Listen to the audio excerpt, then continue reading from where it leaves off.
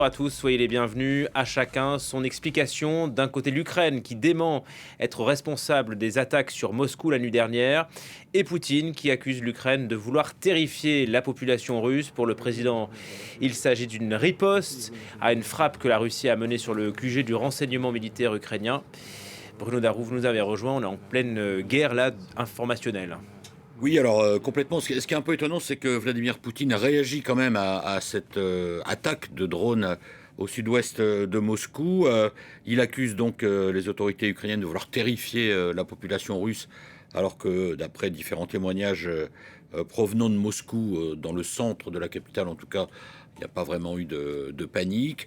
Et en même temps, il dit que la défense antiaérienne russe a fonctionné de manière satisfaisante. Donc c'est à la fois un commentaire un peu alarmant et puis dans la minute qui suit tout à fait qui se veut tout à fait rassurant, mais bien sûr c'est pour faire passer le message que les Ukrainiens de plus en plus s'en prennent au territoire russe et que c'est totalement irresponsable et que ça peut constituer évidemment une escalade.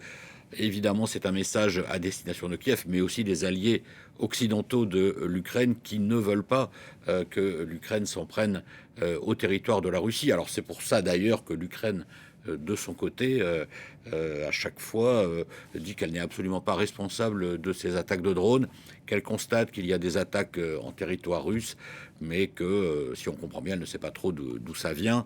Bon, alors chacun joue une sorte de poker menteur qui confirme néanmoins qu'on est sans doute soit dans les débuts de la contre-offensive ukrainienne à laquelle se prépare aussi la Russie, soit dans les prémices de cette contre-offensive, que de part et d'autre, il y a une volonté d'essayer de nuire, disons, aux capacités de l'adversaire par voilà, des envois de drones, de missiles, en visant aussi évidemment des cibles, hein, comme les dépôts de munitions, bien évidemment, et que voilà, peut-être que bientôt on va rentrer dans une phase plus directe, plus terrestre de cette contre-offensive. Merci.